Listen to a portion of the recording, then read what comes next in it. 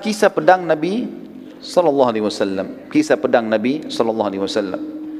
Disebutkan dalam hadis Bukhari, Nabi sallallahu alaihi wasallam mengumpulkan seluruh pasukan lalu menghenuskan sebilah pedang dan bersabda, siapa yang akan memberikan haknya Allah dan Rasulnya di pedang ini? Tiba-tiba saja Hamzah bin Abdul Muttalib radhiyallahu anhu, yang kita tahu memang dia yang paling besar semangatnya untuk keluar menghadapi musuh, dan memang Allah karuniai dia mati syahid di situ. Tiba-tiba berdiri dan mau mengambil dari tangan Nabi sallallahu alaihi wasallam. Nabi SAW tarik. Hamzah dikenal dengan singa, orang yang sangat luar biasa, perkasa, pemberani. Lalu Nabi SAW ulangi lagi. Setelah Hamzah mengatakan, aku ya Rasulullah, Nabi SAW tarik. Nabi SAW ulangi lagi. Siapa yang mau memberikan haknya Allah dan Rasulnya di pedang ini? Berdiri yang kedua Ali bin Abi Thalib radhiyallahu anhu. Orang juga yang muda tapi kuat sekali, punya kekuatan fisik, keterampilan perang. Nanti kita lihat keterampilannya luar biasa kalau pada saat kita ceritakan tentang kisah perang Ahzab. Maka Ali pun berdiri mengatakan, saya Rasulullah, langsung mau memegang pedang itu. Karena dianggap ini kemuliaan, pedangnya Nabi SAW dikeluarkan lalu dikasih. Siapa yang mau berikan hak Allah dan Rasulnya di sini? Ternyata Nabi SAW tarik lagi. Suruh Ali duduk. Ulangi lagi, siapa yang mau memberikan haknya Allah dan Rasulnya di pedang ini? Berdiri Zubair bin Awam, yang sudah kita tahu kisahnya di perang Uhud, di perang Badar, bagaimana dia membunuh Abu Kabs, melempar tombak di antara dua matanya tembus sampai ke otaknya, gitu kan? Berdiri mengatakan, saya Rasulullah. Nabi SAW tarik lagi, suruh duduk. Diulangi lagi, siapa yang akan memberikan haknya Allah dan Rasulnya di pedang ini? Mikdad berdiri. Mikdad ini diisyaratkan oleh Umar bin Khattab seperti kekuatan 1000 orang. Suaranya keras, cepat kalau menyerang, macam-macam keterampilannya. Berdiri lagi, aku ya Rasulullah, mau dipegang lagi. Ditarik lagi oleh Nabi SAW, suruh duduk. Diulangi lagi, siapa yang mau memberikan haknya Allah dan Rasulnya di pedang ini? Maka perlu digarisbawahi teman-teman sekalian, keempat sahabat yang sudah lewat ini dianggap ini jawaranya muslimin.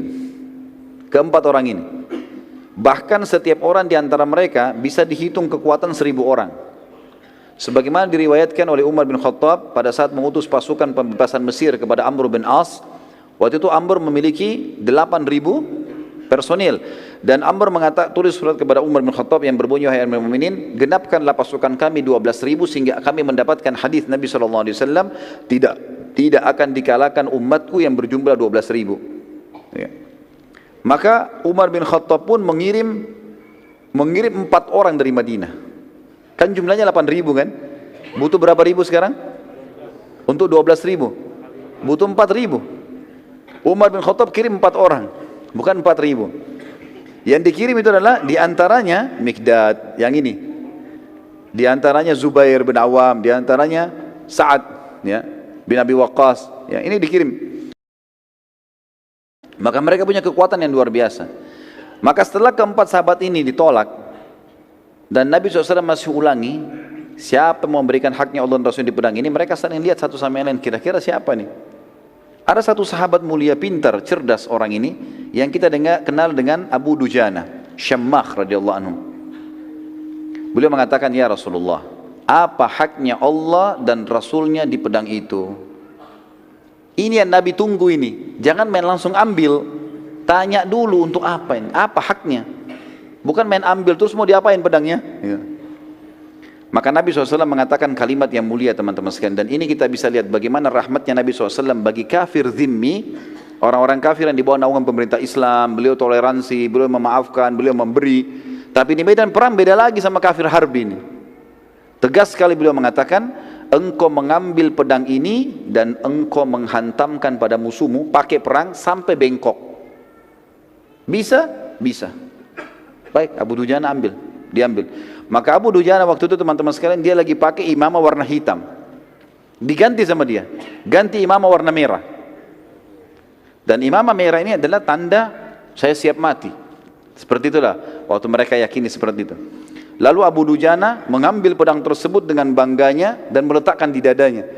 Sambil dia maju ke pasukan Quraisy waktu datang, waktu sudah kelihatan dia maju, menunjukkan keterampilannya dengan pedang itu.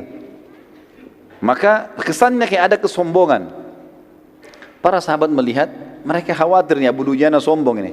Kata Nabi SAW dalam hadis Bukhari, sesungguhnya cara seperti ini kayak Abu Dujana ini dimurkahi Allah. Allah nggak suka dengan kesombongan, kecuali di tempat ini. Di depan musuh silahkan tunjukkan, nggak ada masalah. Seperti itulah. Baik, kita lanjut sebentar ya.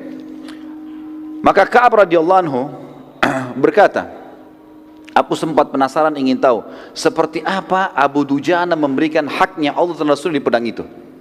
Abu Dujana sudah bawa nih, perang berkecamuk. Apa yang dia lakukan nih? Kata Ka'ab, sampai saya tidak nyerang musuh, hanya ikuti Abu Dujana. Lihat dia buat apa ini dengan pedang itu. Lalu aku pun mengikutinya dari belakang, ke kiri, ke kanan, dia nyerang musuh, terus dilihat. Saat itu di kancah peperangan terdapat seseorang dari pasukan kafir Quraisy sangat kuat, tidak terkalahkan. Setiap kali dia memukul, setiap kali dia datang, banyak di antara pasukan muslimin menghindar dari orang itu. Karena kuatnya kelihatan, kekar, pedangnya besar gitu kan. Kata Ka'ab, saya berdoa sama Allah di kancah peperangan supaya ketemu dengan Abu Dujana. Maka dia bilang, Allah pun menerima doa saya. Tiba-tiba keduanya bertemu. Padahal tadinya terpisah di medan perang. Tiba-tiba berhadapan dan tiba-tiba saling menyerang. Maka saya pun menyaksikan pertempuran yang terjadi yang sangat dahsyat. Sampai debu-debu pada berterbangan, saling nyerang satu sama yang lain. Terus saja dengan kekuatan-kekuatan yang luar biasa. Abu Dujana dipukul, dia tangkis sama perisainya. Abu Dujana menyerang, orang itu juga menangkis. Terus sampai debu berterbangan sana sini. Kata beliau, sampai akhirnya Abu Dujana pada saat itu saling pukul dengan sangat keras. Maka perisai Abu Dujana lepas dan pedang orang kafir itu melengket, dan Abu Dujana juga menghantam perisai musuh, pecah. Akhirnya kena si kafir, terbelah bagian kepalanya, mati, gitu kan. Abu Dujana rupanya dengan hikmah Allah ini dia tahu kalau Ka'ab ada di belakangnya. Begitu selesai dia bunuh orang kafir, dia mengatakan, dia balik ke arah Ka'ab, wahai Ka'ab, apa pendapatmu? Dari tadi ini kau tunggu, apa pendapatmu sekarang? Maka akhirnya Ka'ab pun mengatakan, engkau telah memberikan haknya dan Rasulnya. Dan di sini teman-teman sekalian, tidak masuk dalam masalah sombong di sini. Tidak masuk. Fa amma bi ni'mati rabbika fahaddits, masuk dalam firman Allah di sini. Dia melakukan apa yang Allah Rasul perintahkan, maka dia bisa mengatakan, saya sudah melakukan. Sudah lihat kan saya sudah lakukan? Gitu. Seperti itulah ya. Bagaimana hajimu kemarin? Ya saya sudah coba lakukan semaksimal mungkin. Enggak ada hubungannya dengan riya, kecuali dia niat untuk itu. Jadi harus dibedain mana yang boleh, mana tidak boleh. Maka di sini Abu Dujana tidak sama sekali hubungannya dengan riya, tapi beliau tunjukkan karena ini orang yang mau lihat nih, saya sudah kasih haknya. Sampai kalau bukan pedang ini bengkok, kepalanya dia yang bengkok gitu kan. Allahu a'lam. Baik, kita lanjutkan sebentar insyaallah dengan kisah-kisah yang lain. Subhanakallahumma bihamdika asyhadu an la ilaha illa anta